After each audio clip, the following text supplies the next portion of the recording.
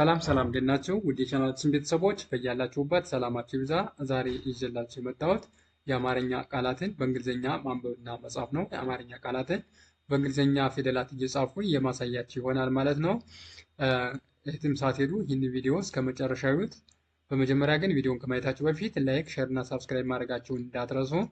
አሁን ቀጥታ ወደ ቪዲዮ እንሂድ። ኦኬ፣ ዛሬ ለየት ባለ ቪዲዮ ነው የመጣሁት ምክንያቱም የቤት እንስሳቶችን የተወሰኑ የቤት እንስሳቶችን ጽፌ ከነ ልጆቻቸው ምን ይባላሉ የሚለውን ሁላ የማሳያችሁ ይሆናል ማለት ነው። ለየት የሚያደርገው ከሌላው ቪዲዮ ይሄ የቤት እንስሳዎችን ጽፌ ደግሞ በዛ ላይ ደግሞ ልጆቻቸውን ጽፌ ይዤላችሁ መጥቻለሁ ማለት ነው። ማወቅ ስለሚገባቸው የምታውቋቸው ታውቋቸዋላችሁ፣ ነገር ግን የማታውቋቸው ደግሞ እነዚህን ማወቅ ስላለባቸው ይዤላችሁ መጥቻለሁ ማለት ነው። በዚህ አጋጣሚ ቃላትን በዛው እያነበብን እየተማርንን ትምህርቱንም እንወስዳለን ማለት ነው። ስለዚህ አሁን ዛሬ አብረን የቤት እንስሳት ልጆቻቸው ምን ይባላሉ የሚለውንም አብረን የምናይ ይሆናል ማለት ነው። የቤት እንስሳቶችን ጽፌላችኋለሁ፣ በዚህ ላይ ደግሞ ልጆቻቸውን ጽፌላችኋለሁ ማለት ነው።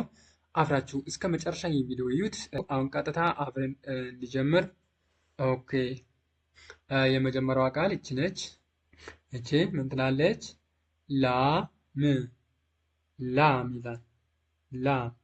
ላም የሚለውን በእንግሊዝኛ የተጻፈውን ስናይ ኤልኤ እንደ ላ ነው የሚነበብልን፣ ኤም ደግሞ እንደ ም ይነበብናል ማለት ነው። በአንድ ላይ ላም ብለን እናነባዋለን። ቀጣይ ደግሞ የላም ልጅ ደግሞ ምን ይባላል ማለት ነው? ላም ይች ናት። የላም ልጅ ምን ይባላል? ጥጃ ወይም እምቦሳ። ጥጃ ወይም እምቦሳ ይባላል። እኛው ወይም ማለት ነው። እቺ ዝባሯ ይችላለችዋ ወይም እንደማለት እንጠቀምባታለን ማለት ነው። ስለዚህ ምን ማለት ነው ማለት ነው? የላም ልጅ ጥጃ ወይም እንቦሳ ይባላል። የላም ልጅ ጥጃ ወይም እንቦሳ ይባላል። በእንግሊዝኛ አጻጻፉን ስናየው ደግሞ ቲ ጥን ትወክልናለች፣ ጄኤ ደግሞ ጃን ይወክልናል ወይም ማለት ነው። ይሄኛው ዝባሩ ወይም ማለት ነው። ኢ እን ይወክልናል፣ ኤም ደግሞ ምን ትወክልናለች፣ ቢኦ ቦን ይወክልናል፣ ኤስኤ ደግሞ ሳን ይወክልናል። ስለዚህ በአንድ ላይ ሲነበብ ጥጃ ወይም እንቦሳ የምን ልጅ ናት? የላም ልጅ። ኦኬ፣ ቀጣይ ደግሞ ከዚህ ላይ ማን እናገኛለን? አህያ ይላል። አህያ የሚለውን ደግሞ ስናይ ኤ እንደ አ ነው የሚነበብልን፣ ኤች ደግሞ እንደ ህ ትነበብናለች፣ ዋይ ኤ እንደ ያ ይነበብና ማለት ነው። በአንድ ላይ ስናነበው አህያ ብለን እናነባዋለን። ቀጣይ ደግሞ የአህያ ልጅ ምን ትባላለች? የአህያ ልጅ ደግሞ ምን ትባላለች ማለት ነው? ውርንጭላ። የአህያ ልጅ ውርንጭላ ትባላለች። ኦኬ፣ ይህንንም ደግሞ በእንግሊዝኛ የተጻፈውን ስናየው ደብሊው እንደ ው፣ አር ደግሞ እንደ ር፣ ኤን እንደ ን፣ ሲኤች እንደ ጭ፣ ኤልኤ ደግሞ እንደ ላይ ይነበብልናል። ይህንን ባል ላይ ስናነበው ውርንጭላ ብለን እናነበዋለን። ኦኬ፣ ቀጣይ ደግሞ ከዚህ ላይ የምናገኛለን በግ ይላል።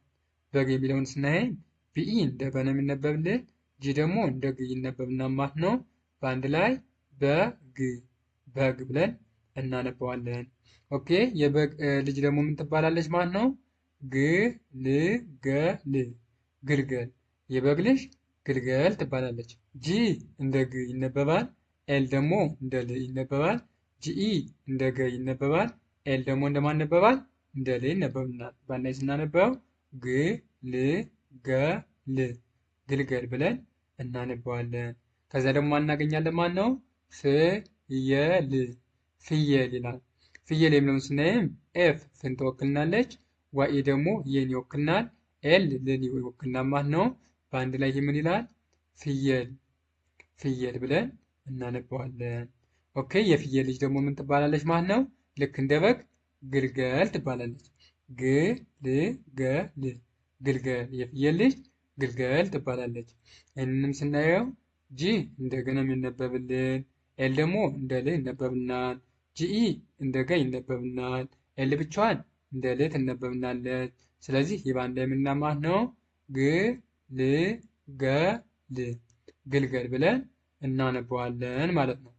ኦኬ፣ ቀጣይ ደግሞ ከዚህ ላይ የምናገኛለን ዶሮ ይላል። ዶሮ የሚለውን ስናይ ደግሞ ዲኦ እንደ ዶ ይነበብናል። አርኦ ደግሞ እንደ ሮ ይነበብናል። እነዚህ የመጨረሻ ድምጾች ናቸው ሁሎችም። ስለዚህ በአንድ ላይ ስናነበው ዶሮ ዶሮ ብለን እናነበዋለን። የዶሮ ልጅ ደግሞ ምን ይባላል? የዶሮ ልጅ ጫጩት። የዶሮ ልጅ ጫጩት ይባላል። ጫጩት ይባላል። ኦኬ ጫጩት የሚለውን ስናይም ሲኤች እንደ ጫ ይነበብናል። ሲኤችዩ ደግሞ እንደ ጩ ይነበባል። ቲ ብቻዋን እንደ ት ትነበብናለች። በአንድ ላይ ስናነበው ይህምን ለማን ነው? ጫጩት ጫጩት ብለን እናነበዋለን ማለት ነው።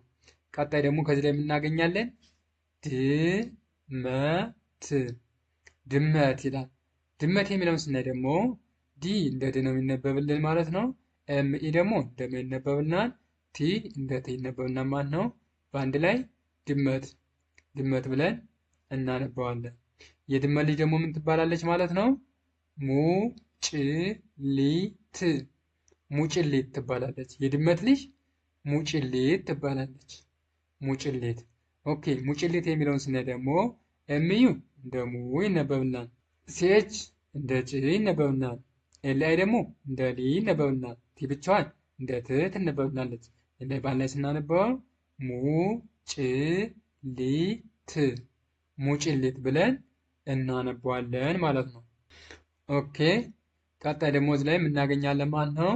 ውሻ ይላል። ውሻ ይላል። ውሻ የሚለውን ስናይም ደብሊው እንደ ው ይነበብናል። ኤስኤች ደግሞ እንደ ሻ ይነበብናል ማለት ነው። ስለዚህ በአንድ ላይ ውሻ ውሻ ብለን እናነበዋለን። ኦኬ የውሻ ልጅ ደግሞ ምን ይባላል የሚለውን ስናይ የውሻ ልጅ ምን ይባላል?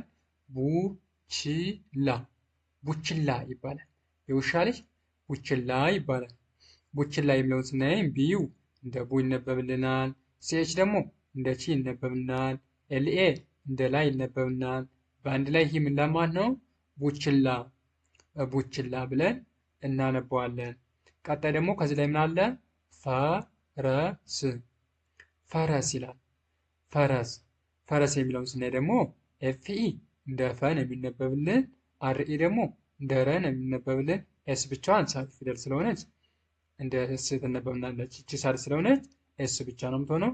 እንደ ስ ትነበብናለች ማለት ነው። በአንድ ላይ ፈረስ ፈረስ ብለን እናነበዋለን ማለት ነው። የፈረስ ልጅ ደግሞ ምን ትባላለች ማለት ነው?